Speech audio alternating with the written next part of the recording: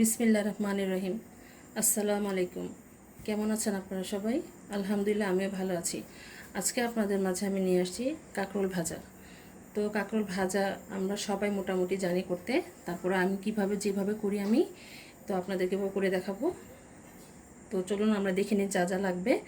এখানে আমি 4টা কাঁকরোল এরকম কেটে একটু পাকা একটু সবুজ দুই রকম নিয়েছি, মিলানো আছে এখানে। তো বেশি সবুজও নিয়েছি, আবার একটু হলুদ দেখেও নিয়েছি। আমি এটাকে হাফ বয়েল করে নিয়েছি, মানে 5 মিনিটের মতন একটু বলকা নিয়ে সামান্য একটু লবণ দিয়ে বলকা নিয়ে একটু নরম করে নিয়েছি যেন ভাজতে সুবিধা হয়। তো যেহেতু এটাকে আমরা ভাজা করব, তো এভাবে ভাপিয়ে নিয়েছি। আর লাগবে 1 কাপ পরিমাণ এখানে বেসন আছে, বেসন।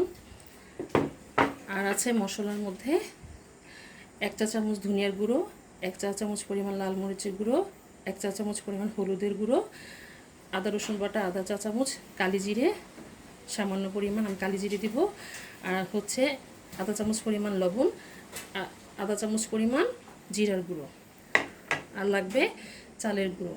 তাহলে আমরা বেসনটাকে এখন গুলিয়ে নিই।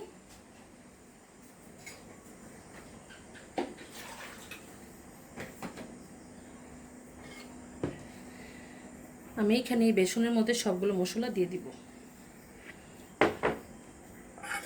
মশলাগুলো সব দিয়ে দিচ্ছি।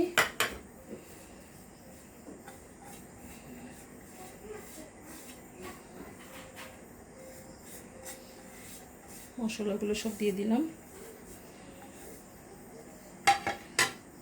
আর দিয়ে দিচ্ছি চালের গুঁড়ো।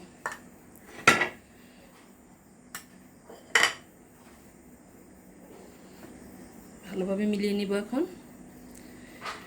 চালের গুঁড়ো না থাকলে আপনার কর্নফ্লাওয়ার ইউজ করতে পারেন, তো আমার চালের গুঁড়োটা ছিল, এই জন্য আমি চালের গুঁড়োটা দিয়ে নিলাম।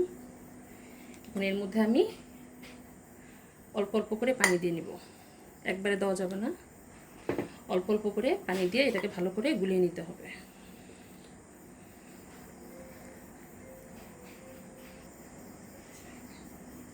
আমাদের বেসনটা গোলানো হয়ে গিয়েছে, এই যে এরকম রাখবো, এর চেয়ে বেশি পাতলা করা যাবে না, একটু ঘন রাখতে হবে। তাহলে চলুন আমরা ভাজতে চলে যাই। আমরা চুলার কাছে চলে আসছি, এখন আমি জালটা জ্বালিয়ে দিব। বিসমিল্লাহির রহমানির রহিম।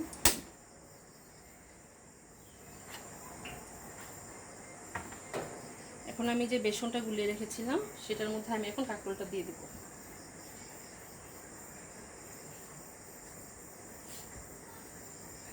যেটা গুলিয়ে রেখেছি এখন একটা একটা করে এর মধ্যে দিয়ে দিব। বিসমিল্লাহির রহমানির রহিম।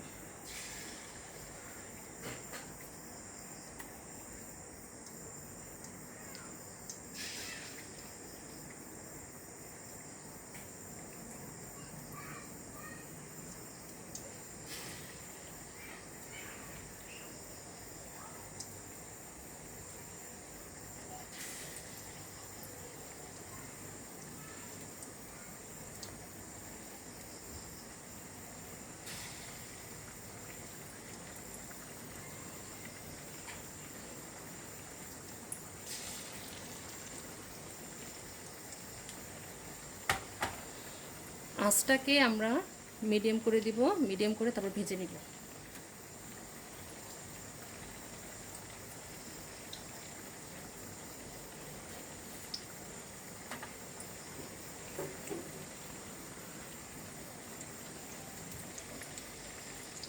এখন আমরা এটাকে আস্তে আস্তে এক এক করে উল্টিয়ে দিব। বিসমিল্লাহ।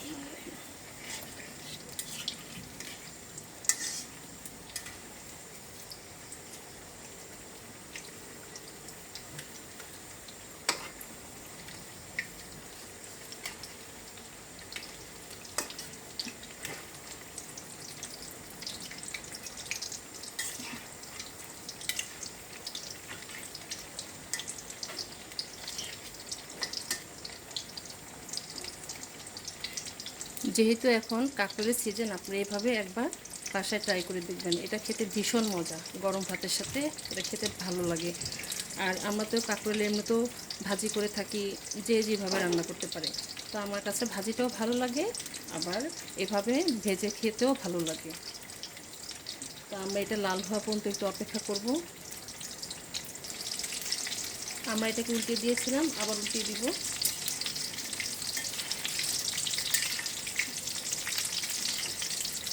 আমরা যেভাবে বেগুনি তারপরে আলু চপ যেভাবে তৈরি করি, সেম ওই প্রসেসে এটা এভাবে ভাজা যায়।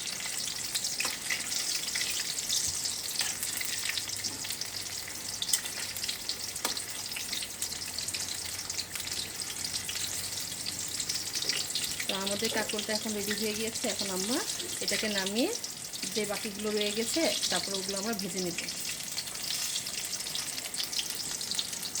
আমাদের বাকি কাঁকরোলগুলো ভাজা হয়ে গিয়েছে মাশাআল্লাহ করে, অনেক সুন্দর কালার আসছে। এই দেখুন,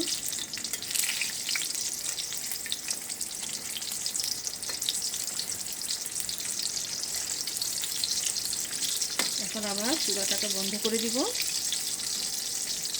তাহলে চলুন পরিবেশনে চলে যাই। তৈরি হয়ে গেল আমাদের সুস্বাদু কাঁকরোল ভাজা। তো আপনারা বাসায় অবশ্যই ট্রাই করবেন। আলহামদুলিল্লাহ, আমার কাঁকরোল ভাজাটা অনেক মজা হয়েছে, অনেক ক্রিস্পি হয়েছে। এটা সাদা ভাতের সাথে খুব ভালো লাগবে। আপনারা অবশ্যই একবার হলে বানিয়ে দেখবেন।